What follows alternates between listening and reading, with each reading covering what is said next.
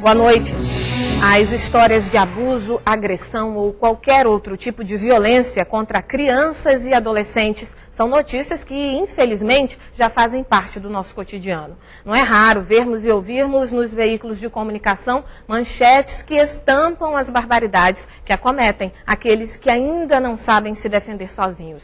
Em Manaus, todos os dias, a delegacia especializada em proteção à criança e ao adolescente trabalha em cima disso na esperança de mudar ou pelo menos amenizar o que acontece. De acordo com a delegacia, boa parte dos casos que envolvem menores de idade tem como autores pessoas próximas, como os pais, padrastos e até as próprias mães. Hoje, no Band Cidade, em entrevista, eu converso com a titular da delegacia especializada em proteção à criança e ao adolescente, delegada Linda Gláucia. Boa noite, delegada. Seja muito bem-vinda. Boa noite. É sempre um prazer poder fazer as informações. Delegada, a gente poderia começar essa conversa falando da sua visão pessoal. A senhora é mãe, lida com esse trabalho há muito tempo. É difícil verificar que está aumentando, está se tornando algo comum. As pessoas já estão até considerando, é mais um caso de abuso contra a criança e adolescente. Infelizmente, eu não gostaria que pensassem é mais um caso. Porque todos os casos que chegam na delegacia são casos distintos, diferenciados. E que, com certeza, chocam as pessoas que lá trabalham, como também as pessoas que assistem aos trabalhos apresentados.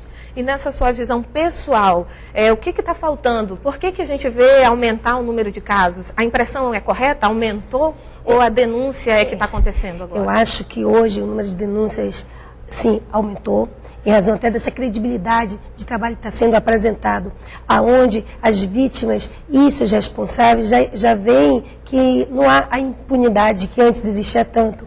Eles achavam, geralmente, eles tinham o jargão de falar o seguinte: não vai dar em nada. Né? E hoje, quando a gente apresenta os trabalhos, quando a gente apresenta os agressores sendo presos, eles passam a acreditar e a denunciar mais. Mas esse número sempre existiu, só que agora as coisas estão acontecendo e estão aparecendo mais. Agora, já ouvi linhas de pensamento dizendo que tem toda uma característica também da nossa cultura, da questão indígena, do interior, que é mais comum, primo com primo, e essa coisa do envolvimento dentro da família. Isso é correto? Não. Infelizmente, chegam alguns casos na delegacia aonde as próprias crianças, acreditam que aquilo seja normal. Nós temos que mudar comportamento. É crime. Seja onde for que estiver acontecendo um abuso sexual ou um crime de maus-tratos contra criança e adolescente, é crime e é dessa forma que tem que ser tratado. Como é que é a forma de denúncia? Qualquer pessoa, um vizinho, um parente distante, alguém que não tenha convívio com a família, pode fazer a denúncia? Hoje me surpreendeu muito uma pessoa que queria fazer uma denúncia e não sabia de que forma. Essa denúncia não precisa ser necessariamente de dentro da família. Pode ser qualquer pessoa, um vizinho, um professor, qualquer pessoa que tenha acesso, que consiga identificar ou suspeitar de uma situação onde esteja acontecendo algum crime contra criança e adolescente, ela pode se reportar aos conselhos tutelares e às delegacias mais próximas das suas residências. Tem um telefone para denúncia? Nós temos o telefone da delegacia, que é o 3656-8575. Temos também um Disque 100, que é um Disque Denúncia Nacional.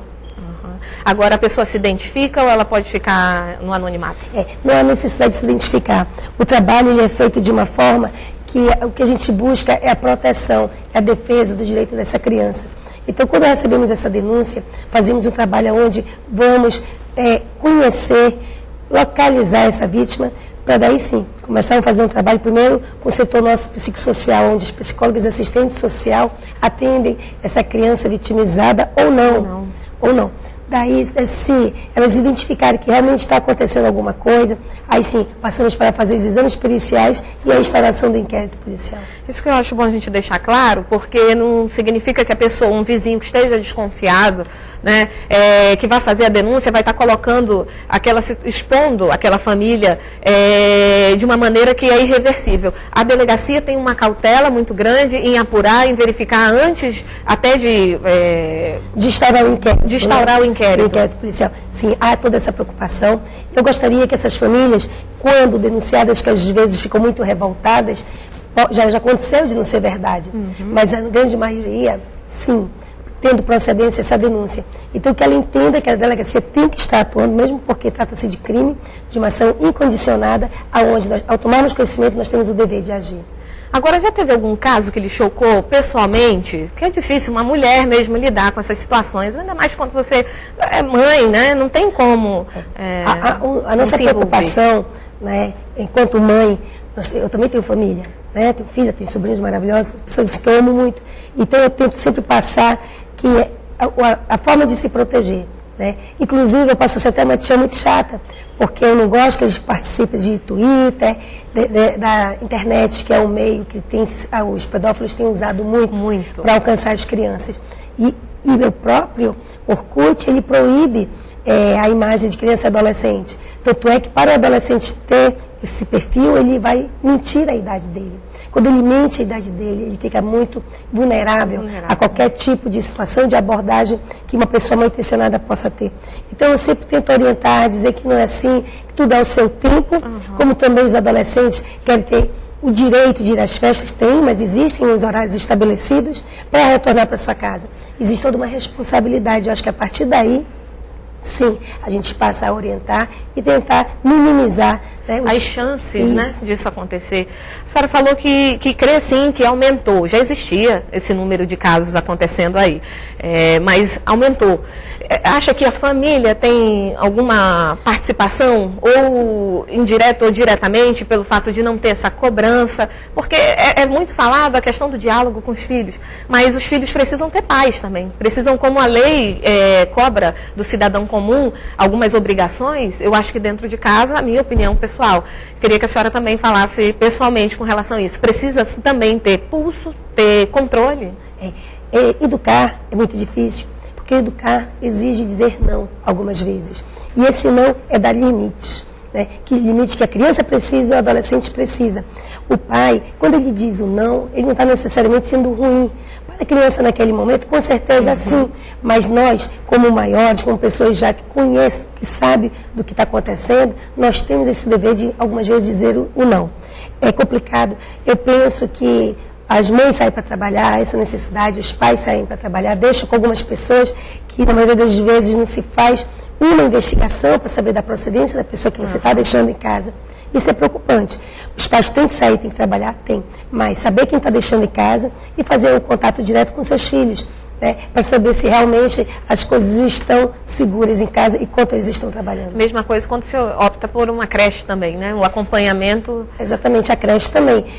Temos poucos casos que a gente ouve de algum crime ocorrido dentro de uma creche. Eles têm uma preocupação, mas os pais, eles têm que conhecer essa creche, porque é o filho, é o bem maior, né, o tesouro deles que ele vai estar deixando numa escola sob a responsabilidade de outras pessoas. Bom, eu queria que a senhora respondesse se teve algum caso em especial que lhe trouxe uma situação de que não teve como continuar, não teve um resultado. Olha, infelizmente, existe um caso que todos os dias eu lembro, eu oro e eu fico assim muito triste. É o caso da Sara Juana, que até hoje nós não conseguimos localizar. Essa criança, assim, como as demais, né? Mas ela eu não consegui identificar. Eu não sei onde ela está. Com certeza um sofrimento não só para a família, como também para essa família da polícia, que é toda unida. E a gente, todas as vezes que recebe alguma denúncia, a gente vai na esperança de localizar a Sara Juana. Agora também tem os casos positivos, né? Mas antes da senhora falar, eu gostaria de reexibir uma reportagem que na última quinta-feira a polícia prendeu uma mulher acusada de sequestrar uma menina de 4 anos e um bebê de 1 mês. No último dia 22, no centro de Manaus. A sequestradora foi presa no município de Manaquiri, a 60 quilômetros da capital. Vamos ver essa reportagem. Depois da divulgação da foto da acusada e das crianças sequestradas, moradores do município de Manaquiri procuraram a delegacia da cidade para fazer a denúncia. Rosanilce Silva da Costa, de 22 anos, foi presa nessa quarta-feira, em flagrante, por volta das 2 da tarde. Nós identificamos, né, que seria a sequestradora, através de um ex-namorado dela aqui em Manaus, e convocamos a imprensa para que a gente divulgasse a fotografia dela. Momento em que a mãe também chegou com a fotografia das crianças, fizemos o trabalho em conjunto. A mãe das crianças contou à polícia que os filhos foram sequestrados no último dia 22, na Praça da Matriz, quando foi abordada por uma mulher que disse ser evangélica e pediu para fazer uma oração. O crime só foi registrado 1 semana depois. As crianças foram encaminhadas ao Conselho Tutelar e lá Todos os procedimentos cabíveis devem ser adotados para mantê-las protegidas. Em depoimento à polícia, Rosanilce negou as acusações e afirmou que conhecia assim a mãe das crianças há pelo menos 2 anos. Eu não morei no bebê, ela simplesmente me deu. Que era para me cuidar deles, eu falei que eu não podia porque eu ia para Manaquiri. Ela falou que eu podia levar e eu falei para ela que eu voltava com 1 semana. Segundo a delegada, não há dúvidas de que a mãe das crianças conhecia a acusada e deve ser processada por entregar os filhos a outra pessoa. O que nós podemos identificar é que elas já se conheciam, né? Já aquela versão que ela disse que não sabia de quem se tratava não é verdadeira. Por conta disso, ela também vai ser responsabilizada por um crime. Rosanilce vai responder por sequestro e a pena pode variar de 2 a 8 anos de prisão. Bom, depois de um resultado como esse, é que eu acho que chega à conclusão, vale a pena o esforço? É essa satisfação que nós temos, né, de dever cumprido. O trabalho, quando a gente consegue concluir, devolver para a mãe seus filhos, realmente nos deixa muito felizes. Eu ainda pretendo devolver a Sara Rona para a família. Doutora, nós vamos continuar esse bate-papo, essa conversa, mas depois do intervalo não saia daí. O Band Cidade, a entrevista volta já.